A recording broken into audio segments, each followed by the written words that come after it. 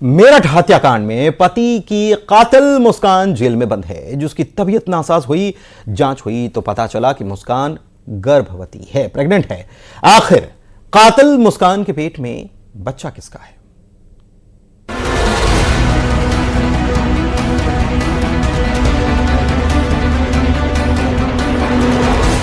पति को काटकर नीले ड्रम में भरने वाली आरोपी मुस्कान जेल में प्रेग्नेंट पाई गई है। जेल में तबीयत खराब होने के बाद जब उसकी प्रेगनेंसी टेस्ट हुई तो पॉजिटिव आ गई। डॉक्टर ने अल्ट्रासाउंड करने की सलाह दी है। साथ ही खून बढ़ाने और प्रेगनेंसी के दौरान दी जाने वाली दवाइयां शुरू की गई हैं। सौरभ के कत्ल के आरोप में जेल में बंद उसकी पत्नी मुस्कान प्रेग्नेंट हो गई है। इस बात की पुष्टि उस समय हुई जब आज मेडिकल टीम जेल में पहुंची और वहां पर उसका प्रेगनेंसी टेस्ट किया गया। महिला डॉक्टर द्वारा किया गया प्रेगनेंसी टेस्ट पॉजिटिव निकला और इस बात की जानकारी खुद सीएमओ ने दी है कि मुस्कान प्रेग्नेंट है। वहीं मैं आपको बता दूं कि पिछले कई दिनों से मुस्कान की तबीयत बिगड़ने की खबरें सामने आ रही थी। लगातार उसको उल्टी और पेट दर्द की शिकायतें हो रही थी, लेकिन जेल प्रशासन इन खबरों को लगातार दबाता रहा। लेकिन आज जब प्रेगनेंसी टेस्ट हुआ तो हकीकत बेपर्दा हो गई और मुस्कान प्रेग्नेंट निकली। लेकिन सवाल है कि मुस्कान के पेट में बच्चा किसका है, सौरभ का या फिर आरोपी बॉयफ्रेंड साहिल का?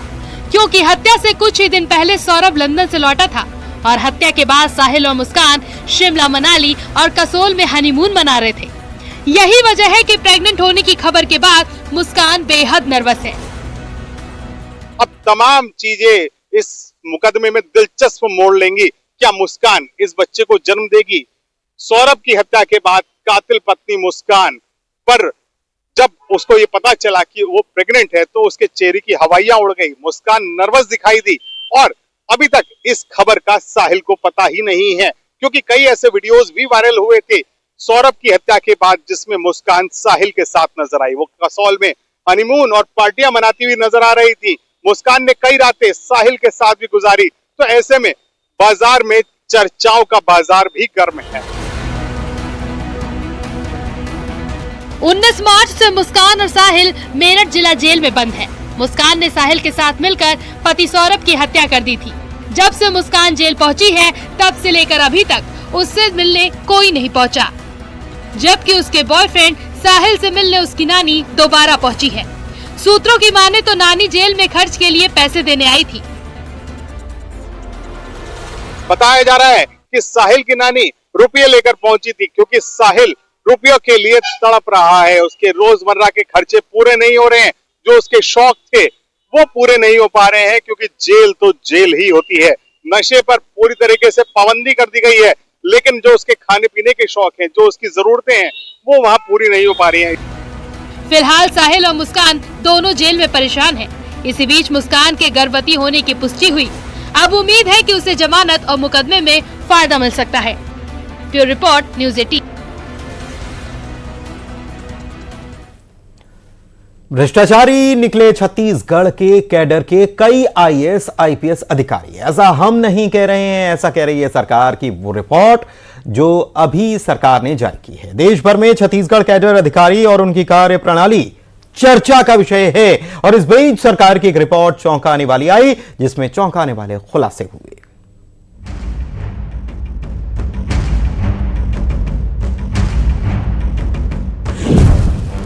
सरकार की रिपोर्ट में चौंकाने वाला खुलासा। छत्तीसगढ़ कैडर के अधिकारियों पर सवाल। कोई जेल में किसी के घर पड़ रहे छापे।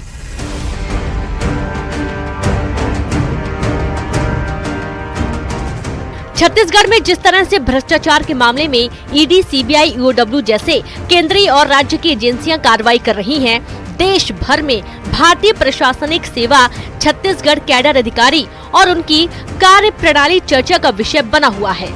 भ्रष्टाचार को लेकर लगातार कार्रवाई के बीच हाल ही में सरकार की चौंकाने वाली रिपोर्ट सामने आई है। रिपोर्ट के अनुसार छत्तीसगढ़ 16% आईएएस और 20% आईएफएस के अधिकारियों पर गंभीर भ्रष्टाचार के आरोप हैं। इसमें आईएएस अधिकारियों पर 11 अपराध और 31 शिकायतें दर्ज हैं, तो आईएफएस अधिकारियों पर 31 से ज्यादा शिकायतें पंजीबद्ध की जा चुकी हैं। जब भी सरकार के कामकाज और व्यवस्था पर बात होती है तो बात आईएएस, आईपीएस और आईएफएस अधिकारियों के कार्यप्रणाली पर भी होती है, लेकिन देश में इस वक्त चर्चा छत्तीसगढ़ कैडर के आईएएस और आईपीएस अधिकारियों पर है। अगर सरकार की रिपोर्ट की माने तो छत्तीसगढ़ कैडर के 16% करीब आईएएस पर भ्रष्टाचार के मामले दर्ज हैं, वहीं 20% आईएफएस पर भ्रष्टाचार के मामले दर्ज हैं, जिस पर सेंट्रल और राज्य की एजेंसियां जांच कर रही है।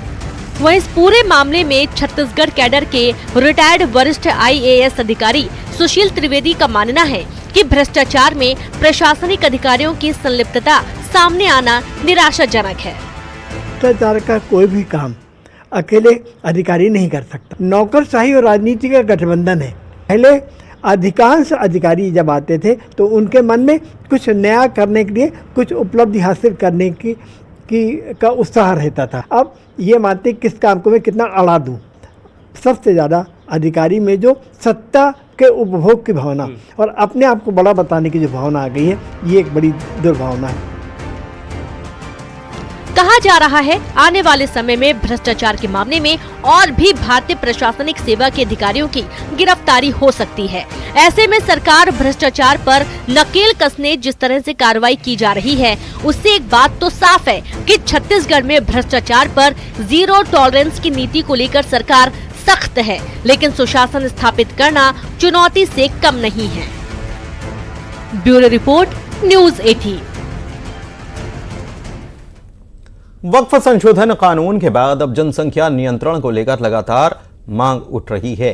हालांकि साधु संत सनातनियों को 2 से ज्यादा बच्चे पैदा करने की भी अपील कर रहे हैं। सरकार कहती है 2 ही बच्चे अच्छे, लेकिन सनातन की रक्षा के लिए संत समाज का मानना है कि 2 बच्चे अच्छे नहीं। जनसंख्या नियंत्रण कानून की मांग के बीच उज्जैन में अखाड़ा परिषद के अध्यक्ष रविंद्र पुरी महाराज ने बड़ा बयान दिया और उनका कहना है कि कम से कम 3-4 बच्चे तो होने चाहिए, तभी एक संत बनकर धर्म की सेवा का काम कर पाएगा।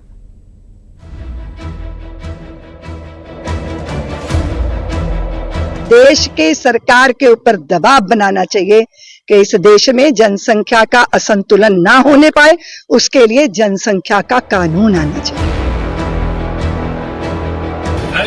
3-4 बाल बच्चे हों, 2 ठैया राम के नाम। इसलिए कह रहा हूं, भगवान की कृपा मनाओ, 5-5 गोद में खिलाओ।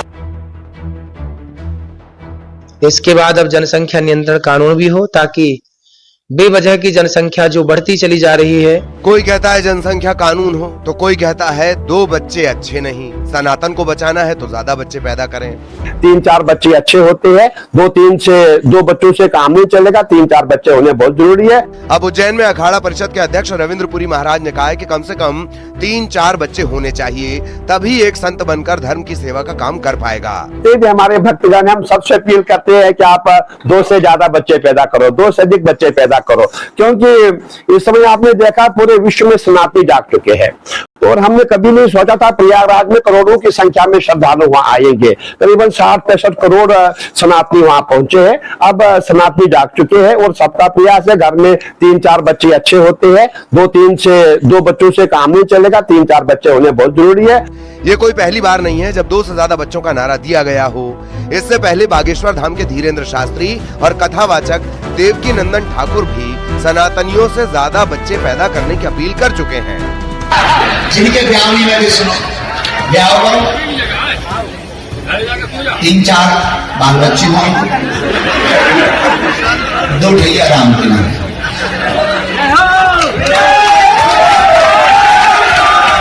समझदार को सारा काफी, वैसे भी 2 बच्चे 2 ही अच्छे, लेकिन 1 बच्चा राम जी के नाम।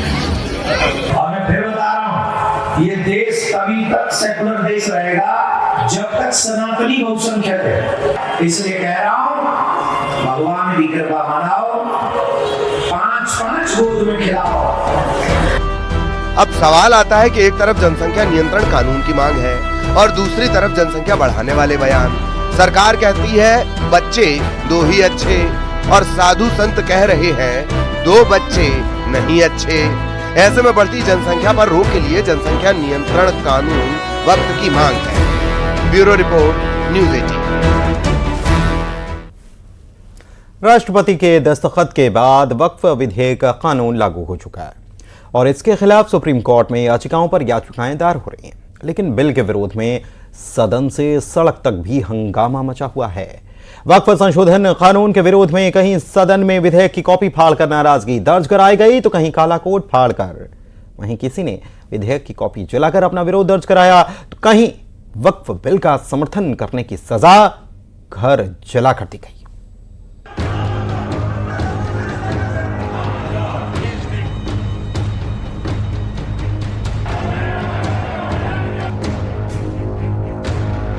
जम्मू कश्मीर विधानसभा में नए वक्फ कानून पर जबरदस्त बवाल देखने को मिला। विधानसभा के अंदर नए कानून की कॉपियां तक फाड़ी गईं। सत्ताधारी दल नेशनल कॉन्फ्रेंस ने चर्चा की मांग की और इसके लिए स्थगन प्रस्ताव दिया गया, जिसे स्पीकर ने खारिज कर दिया। वहीं बीजेपी ने नेशनल कॉन्फ्रेंस का विरोध शुरू कर दिया, जिसके बाद देखते ही देखते जम्मू कश्मीर विधानसभा अखाड़े में तब्दील हो गई। बवाल इतना बढ़ा कि सदन के अंदर नए कानून की कॉपियां तक फाड़ दी गईं। आलम यह था कि विधानसभा में काले कपड़े तक लहरा दिए गए और आखिर में हाथापाई तक की नौबत आ गई, जिसके बाद सदन की कार्यवाही को स्थगित करना पड़ गया। हमने under rule 56 of the business rule हमने एडजर्नमेंट मोशन लाई थी, जिसमें बहुत सारे मेंबर्स थे, वो इसके सिग्नेटरी थे। अब ऐसा नहीं है, ये कस्टोडियन है हाउस के। अगर चाहे ऐसा प्रेसिडेंट रहा है जहां एनआरसी हो, जीएसटी हो, फार्म्स लॉ है, चाहे वो तमिलनाडु असेंबली हो, पंजाब असेंबली हो, हरियाणा असेंबली हो, वेस्ट बंगाल असेंबली हो, उसमें डिस्कशन हुए हैं जबकि बिल पार्लियामेंट में पास हुए। We are not challenging the authority of the parliament, but what we are saying is to express our sentiment. National Conference असंवैधानिक अनकॉन्स्टिट्यूशनल गतिविधि करने में बहुत माहिर है, बड़ी फेमस है।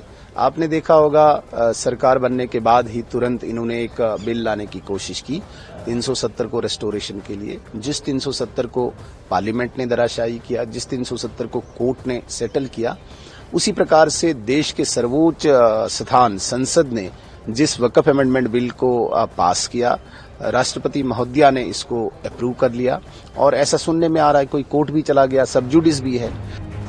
बवाल में राशिद इंजीनियर की पार्टी और महबूबा मुफ्ती की पार्टी पीडीपी भी कूद पड़ी।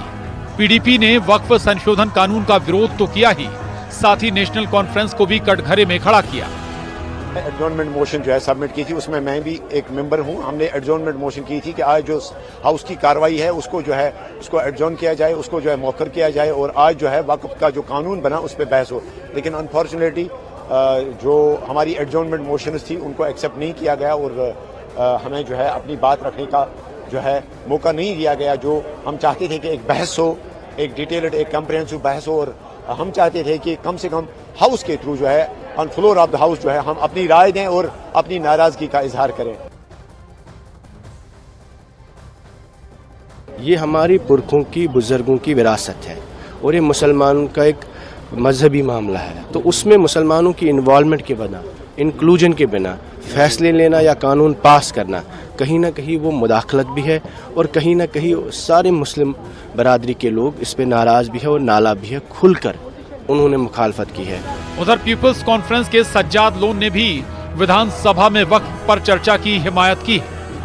नहीं, वो स्पीकर साहब को शायद नहीं मालूम है कि अभी वो पिटीशन एडमिट नहीं हुई है, सो टेक्निकली ये सब जुडिस नहीं है, वो ये कर सकते हैं, डिस्कशन ले सकते हैं। उसमें क्या है, इसीलिए तो है ये सदन, हमारा सदन जो है इसीलिए है, चर्चा की जाए, लोगों की जो ख्वाहिशात हैं, लोगों की जो ओपिनियंस हैं, आप माने न माने वो अलग बात है, लेकिन बोलने पर तो कोई या अपनी राय जाहिर करने पर तो कोई बैन नहीं होनी चाहिए। आप जो बीजेपी के विधायकों का जो हंगामा है, आप उसको गलत ठहराते हैं? बिल्कुल गलत है, क्यों करेंगे वो, बिल्कुल गलत है। वक्फ संशोधन कानून पर विरोध की चिंगारी ने आग का रूप भी ले लिया। मणिपुर के थौबल जिले में वक्फ कानून से गुस्साए उपद्रवियों ने बीजेपी अल्पसंख्यक मोर्चा के प्रदेश अध्यक्ष असगर अली के पूरे घर को ही आग के हवाले कर दिया। आग दिल्ली में भी लगी, जहां जवाहरलाल नेहरू यूनिवर्सिटी में कांग्रेस और लेफ्ट समर्थक छात्रों ने कानून के विरोध में प्रदर्शन किया और वक्फ विधेयक की कॉपी को जलाकर अपना विरोध दर्ज कराया। Bureau report, news 18।